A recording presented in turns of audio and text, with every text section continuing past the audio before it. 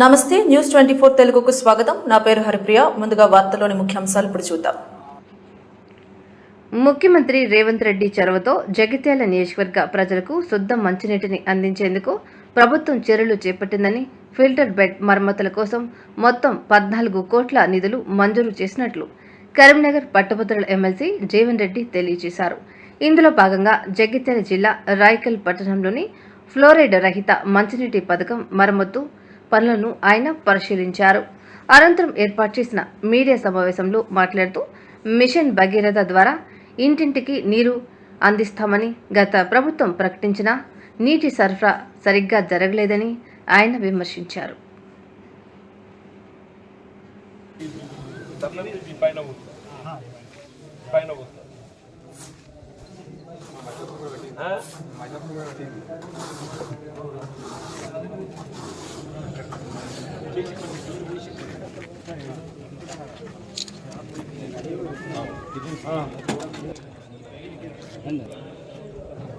ఒక ఫోటో వస్తాయి.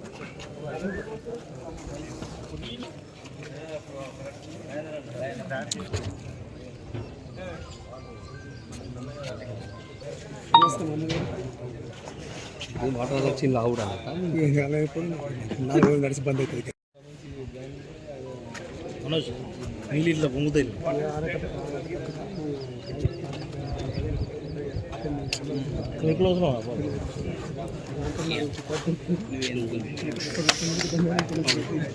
మీరు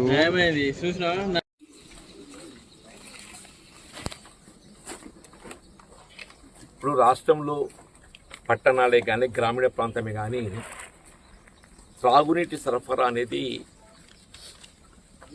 ఒక విధంగా ప్రధానమైనటువంటి ఒక బాధ్యత అని చెప్పక తప్పదు ప్రభుత్వానికి. సరే, డైరెక్ట్ రెస్పాన్సిబిలిటీ స్థానిక సంస్థలు నిర్వర్తిస్తున్నా కానీ అల్టిమేట్ ఏదైతుందో గవర్నమెంటే is responsible for drinking water supply. ఇప్పుడు మనకు ఉమ్మడి రాష్ట్రంలో అప్పుడు వైఎస్ రాజశేఖర రెడ్డి గారు ముఖ్యమంత్రి ఉండగా మొత్తం రాష్ట్రంలో కూడా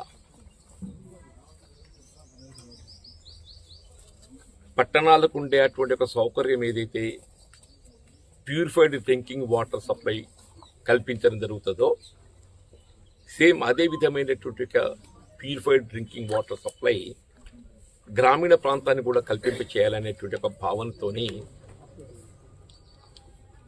అప్పుడు ఈ రాయకల్ మండల కేంద్రంగా రామాచిపేట ట్యాంక్ ఏదైతే ఉందో దాన్ని సమ్మర్ స్టోరేజ్ ట్యాంక్గా వినియోగించుకుంటూ